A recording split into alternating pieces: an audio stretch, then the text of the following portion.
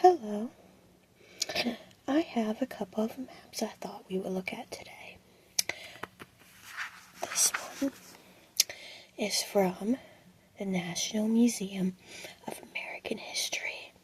It's a Smithsonian museum. Actually, both of these are Smithsonian museums. This one is from the Air and Space Museum. This is from the one outside of D.C., out at the airport. This one is in D.C. So, I thought we would take a few minutes and just look at these together. So let's start with this one. This one is the National Museum of American History. It is at the Bering Center. It is a Smithsonian. Over here, we see the words museum,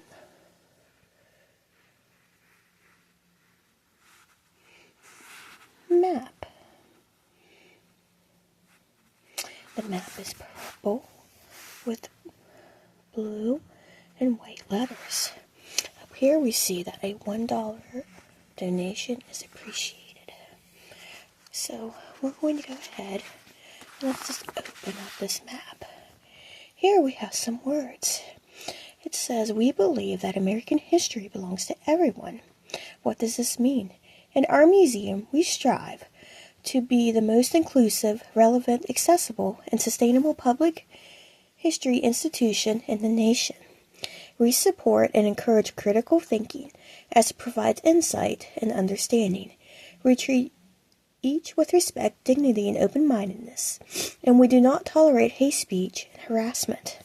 Then we have a QR code that says learn more about the museum and our plans for the future. Okay, so we're going to go ahead and open it. On this side, you can see we have the lower level, floor 1. Oh, and we have some more words over here. This is in Spanish. Well, part of it is Spanish. Change your game. Cambio tu juego. What is a game changer? You are. Visit Change Your Game, Cambio tu juego. The new interactive bilingual exposition located in 1 West. Unlock your innovative potential. Be inspired by inventors who have made sports more competitive, safer, and fairer, and more fair to all. Here we have a picture of a snowboard. And then we have a prosthetic limb. Then we have floor 1, floor 2, and floor 3. As you can see, everything is laid out pretty simply. We have the lower level, then we move up to floor 1, then we move up to floor 2, and finally we end up on floor 3. And then at the top, it has west, center, and east. Down here, we have our map key or legend. And then here we have use the west wing excavators and elevator to access the lower floor. So on the lower floor, we have a cafeteria, water fountains, the elevator, stairs, ATM, more stairs, and lost and found. On the first floor, now this is where we came in. We came in from Constitutional Avenue, and then we went here. We stopped at the information desk and went to the restrooms. We didn't go up the stairs right away. We went down and we visited the gift shop. Picked up some souvenirs. We went out of the gift shop. Now, we didn't have much time here. We spent a lot of time here trying to figure out what we wanted to see because we only had a couple hours at the museum and there's a lot of stuff to see here. So we did not really see this side of the museum. We did see money value, change your game, and some of these little exhibits right here. Then we went up the stairs and we did not go to the second floor. Even though this does look cool, we have changing exhibit gallery, American democracy, many voices, one nation, within these walls and the Star Spangled Banner. Instead, we went all the way up to the 3rd floor. And this is where we spent most of our time. We went through the American presidency, the Hall of First Ladies, Entertainment Nation. I think we went through the Hall of Music. Now this up here, I don't remember what that was. I don't know if we went in there. But this over here was all about the American Wars. And we did spend a lot of time there. We did not make it off the third floor before we ran out of time, and we had to go see something else. So, let's go ahead and let's close up our map. On the back here, you can see visit tips. Tells you about taking pictures, food and drink, ride share, changing stations, museum hours, accessibility, all of that good stuff. So that way you can plan your visit. I will tell you though, 2 hours is not enough time to see everything in this museum. There is a lot to see. Trust me. Okay, now let's put this one to the side. Let's look at our other map. Now this one is not as fancy as the other one. You can see it does not have the cover, but this one is actually more user-friendly. Up here we have the Stephen F. Uvar-Hazy Center Boeing Aviation Hangar. We have a compass. We have the word Smithsonian. We have our map key. We have our levels. Our highlights. Now, we did actually go to all of this. Yep, we did see all of these planes here.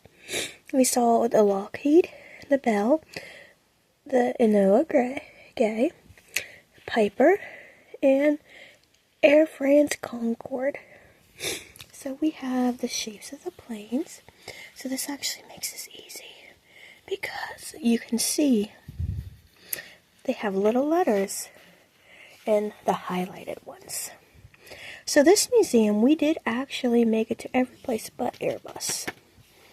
So we made it to business aviation, acrobatic aviation, sports aviation, general aviation, World War II German aviation. We spent a lot of time there. World War II aviation general, spent time there. This one was pretty cool. This is a bunch of biplanes. This is pre-1920 aviation. Korea and Vietnam and Cold War. We spent time on all of these areas. Now this one is different. I don't see it on this map.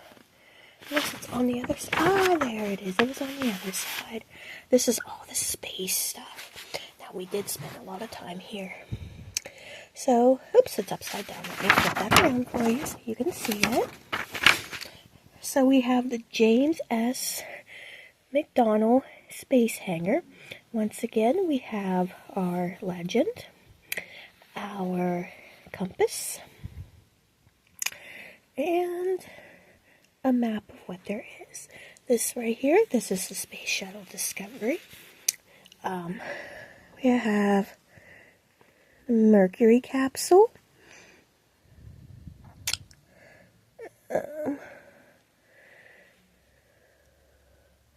And some other things. We have the Space Lab, Mitador, and all kinds of information. The main reason we went to this museum was to see Discovery, and it was pretty cool. Over here, we just have some general information about the museum. We have our highlights here again. We did see Discovery, we saw the missile, and we did see Pathfinder. We also saw some frequently asked questions. So there are 2 air and space museums in the DC area. So this is how you get to the other one. We did not go to this one. I was told it's not as good as the one we went to. But I'll leave that up to you. If you have been there, let me know and tell me if it's worth the visit. We have the Wall of Honor, how you can become a member, what else you should know. We we have some things to do. We have the observation tower, guided tours. Now, we did do this the last time we were there, but not this time. This one is for sure worth it. We didn't do IMAX the films. I think some of my students, because we did go to Washington, D.C. on a field trip. I think some of them did do the flight simulator rides and demonstrations. We weren't there when there was one going on, but I have shown my students some of their demonstrations on the Air and Space YouTube channel. It's pretty cool, actually. So here you can see, this is the Air and Space map. So we're just going to fold that up, and we're going to lay it to the side.